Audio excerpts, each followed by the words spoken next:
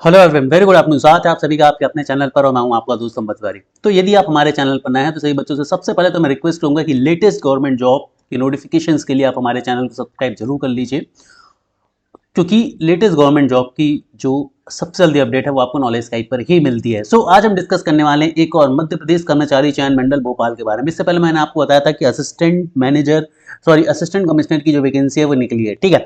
तो वो भी ईएसबी ने निकाली थी। अब ईएसबी ने एक और वैकेंसी निकाल दी है जो कि समूह 3 के यानी कि ग्रुप 3 की। अभी हमने देखा था ग्रुप 2 की वैकेंसी आ गई थी, अब ग्रुप 3 की जो है वो वैकेंसी आ गई है। इसमें उपयंत्री, मानचित्रकार, प्रयोगशाला तकनीशियन और अन्य समकक्ष पदों के लिए बहुत सारी वैकेंसी जो है वो आ गई है। इसका फॉर्म आज यानी कि 18 तारीख से भरने चालू हो जाएंगे। आज यानी कि 18 अगस्त से इसके फॉर्म भरने चालू हो गए और इसकी जो लास्ट डेट है वो रहने वाली है आपकी 1/9/2026, यानी कि आप 1 सितंबर तक इसका जो है पेपर भर सकते हैं, फॉर्म भर सकते हैं, सॉरी पेपर भर सकते हैं, माफी चाहूंगा, फॉर्म भर सकते हैं। इसकी एग्जाम डेट है वो 6/10/2026 है। इसकी जो एग्जाम डेट है वो 6/10/2026 है, यानी कि मंगलवार से प्रारंभ हो रहा है। हम इसकी बात करें परीक्षा शुल्क की, तो अनारक्षित अभ्यर्थी, अनारक्षित या आउटसाइड एमपी, जो एमपी के बाहर के हैं, एमपी के बाहर के जो बच्चे हैं, ठीक है, उनके लिए जो रहने वाली है इसकी फीस रहने वाली वो 500 रुपये रहने वाली है। कितनी रहने वाली है दोस्तों? इसकी जो फीस है वो 500 रुपये रहने वाली है। वहीं यदि हम कितनी 500 रुपये रहने वाली, वहीं यदि हम बात करें मध्य प्रदेश के मूल निवासी जो अनुसूचित जाति, अनुसूचित जनजाति, अन्य पिछड़ा वर्ग या ईडब्ल्यूएस से आते हैं, उनके लिए जो फीस रहने वाली है वो 250 रुपये रहने वाली है प्रति प्रश्न पत्र, यानी कि जितने फॉर्म आप भरेंगे उतने। ठीक है, चलिए आगे बढ़ते हैं। बैकलॉग हेतु कोई भी फीस जो है वो नहीं लगती है।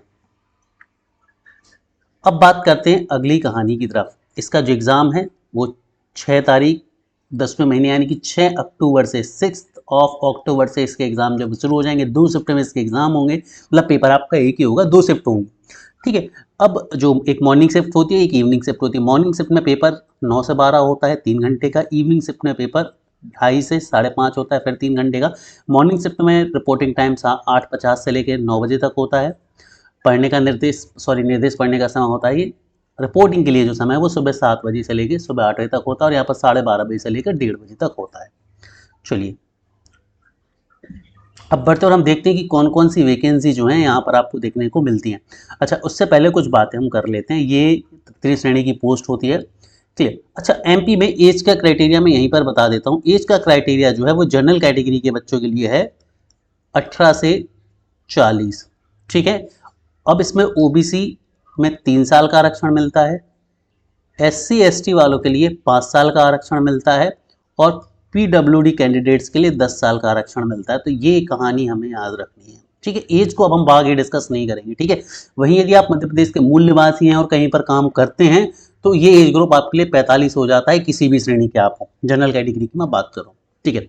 अब यहाँ पर बात करते हैं कि भाई प्रश्न पत्र कैसा आएगा, यानी कि आपका पेपर कैसा होता है। एग्जाम पैटर्न की हम बात करते हैं, ठीक है। एग्जाम पैटर्न की हम बात करें तो एग्जाम पैटर्न कैसा होता है, तो देखो यहाँ पर एक पेपर होता है 200 नंबर का, एक पेपर होता है 200 नंबर का, और इसके 2 पार्ट होते हैं, पार्ट ए और पार्ट बी। पार्ट ए में भी 100 क्वेश्चन है और पार्ट बी में भी 100 क्वेश्चन है। जो पार्ट ए के 100 क्वेश्चन होते हैं वो कितने भागों में बटे हैं देख लीजिए। इसमें सामान्य ज्ञान आएगा, यानी कि जीके, यहाँ पर लिख देता हूँ, यहाँ की नहीं कि जीके, जीएस हो जाएगा यहाँ पर। इसके बाद सामान्य हिंदी आएगा, यानी कि जनरल हिंदी आपको मिल जाएगी। इसके बाद सामान्य अंग्रेजी, यानी कि जनरल इंग्लिश आपको आ जाएगी। फिर इसका सामान्य गणित, यानी कि आपका क्वांट आ जाएगा। फिर सामान्य तार्किक योग्यता, यानी कि आपको रीजनिंग आ जाएगी। फिर सामान्य विज्ञान, यानी कि साइंस आ जाएगा। और सामान्य कंप्यूटर ज्ञान, यानी कि कंप्यूटर आ जाएगा। तो ये जो पहले 100 क्वेश्चन है उसमें 1 2 3 4 5 6 7 सब्जेक्ट से रिलेटेड आपको क्वेश्चन देखने को मिलेंगे। और अगला जो भाग होगा उसमें 100 क्वेश्चन आएंगे संबंधित विषय। मान लो आप जो भी पोस्ट के लिए फॉर्म फिल करेंगे उस पोस्ट से रिलेटेड, ध्यान से समझना, जो भी फॉर्म आप फिल करेंगे उस पोस्ट से रिलेटेड, जो भी सब्जेक्ट डोमेन होगा वहां से क्वेश्चन आपको देखने को मिलेगा, ठीक है। आयु सीमा को हम डिस्कस ऑलरेडी कर चुके हैं। 18 से 40 वर्ष है सामान्य में, और ये सारी चीज़ें फिर मैं आपको बता चुका हूँ कि 18 से 45 वर्ष होगी, 5 वर्ष की छूट मिल जाएगी कैटेगरी को, ठीक है। चलो अब हम वन बाय वन जो है वो वैकेंसीज को यहाँ पर डिस्कस करने वाले हैं फटाफट तरीके से, बिना टाइम को डिले किए हुए। ठीक है, ये काफ़ी लंबी पीढ़ी। अब यहाँ पर आप देख सकते हैं कि अलग अलग विभाग होते हैं और अलग अलग विभाग में अलग अलग तरह की वैकेंसी होती है। तो एक बार मैं पहले सारी वैकेंसी आपको नॉर्मली दिखा देता हूँ, काफ़ी सारी वैकेंसी आप यहाँ पर देख सकते हैं। ठीक है, फिर हम इनकी योग्यताओं की तरफ चलेंगे। ठीक है, चलो, तो यहाँ पर आप देख सकते हैं भौमिकी और खनिकर्म में है, ये सीधी भर्ती है। खनिज सर्वेक्षक सर्वेयर की 2 और 6 वैकेंसी हैं। प्रयोगशाला तकनीशियन की 1 वैकेंसी है। तो यहाँ पर प्रयोगशाला तकनीशियन कैटेगरी है, मानचित्रकार है, प्रयोगशाला तकनीशियन है, ये वैकेंसी है मेनली। फिर यहाँ पर उपयंत्री की वैकेंसी आएगी। ठीक है, इसके बाद फिर प्रयोगशाला तकनीशियन की है, तकनीकी सहायक है, उपयंत्री हैं, कंप्यूटर ऑपरेटर है, तकनीकी सहायक है। ठीक है, अलग अलग विभागों में। देखिए, कनिष्ठ निर्देशक है, पोस्ट वही है, पोस्ट वही है मानचित्रकार, बस अलग अलग विभागों में आप यहाँ पर देख सकते हैं प्रदर्शक, कनिष्ठ निर्देशक। तो अब मैं आपको क्या करने वाला हूँ, एक एक वैकेंसी बता दूंगा, यानी कि उपयंत्री जो है उसकी क्वालिफिकेशन, एज और क्या क्या आएगा, मानचित्रकार के लिए बता दूंगा, वस्तु मानचित्रकार के लिए बता दूंगा, प्रयोगशाला तकनीशियन के लिए बता दूंगा। एक एक वैकेंसी के लिए बता दूंगा, हम सारी वैकेंसी नहीं देखेंगे। फिर आप इस पीडीएफ को पढ़ सकते हैं कि किस डिपार्टमेंट में कितनी वैकेंसी, और आप उस हिसाब से भर लेंगे, क्योंकि वैकेंसी वही है, बस अलग अलग विभागों में है। तो सबसे पहले हम बात करेंगे खनिज सर्वेयक को। ठीक है, खनिज सर्वेयक अरेरा हिल्स में। अब देखो, अलग अलग विभागों में तो ये सबसे पहला विभाग है अरेरा हिल्स, इसके अलावा कई जगह भी खनिज सर्वेयक आपको देखने को मिल जाएगा। तो आप एक बार इसकी बस ये देख लेंगे कि एलिजिबिलिटी क्या है। आप एलिजिबिलिटी में आ रहे हैं, तो जैसे आप इसको सिलेक्ट करेंगे तो जितने विभागों में भी दो चार वैकेंसी होंगी, उनके लिए सबके लिए आप एलिजिबल हो जाएंगे। एक चीज समझिए, जैसे खनिज सर्वेयक अरेरा हिल्स भोपाल में 2 वैकेंसी हैं खनिज कर्म में, तो इसके अलावा और भी विभागों में तो कुल मिलाकर हो सकता है आपके पास 10 से 12 वैकेंसी हो फाइट करने के लिए, और इनके लिए आपको अलग से फॉर्म नहीं भरना है। ठीक है, तो देखो क्या मांगा गया है। यदि आप खनिज सर्वेयक की बात करें तो इसका जो वेतनमान है वो 28,700 से लेकर 91,300 यानी कि लेवल 7 की ये पोस्ट है। तो किसी भी मान्यता प्राप्त संस्था से खनिकर्म या सिविल इंजीनियरिंग में पत्रोपाधि, यानी कि आपके पास इंजीनियरिंग की डिग्री होनी चाहिए, सिंपल सी बात ये है। ठीक है, वही बात करें हम सर्वेयर की वैकेंसी की, तो यदि हम बात करते हैं सर्वेयर की, तो सर्वेयर के केस में क्या रहने वाला है।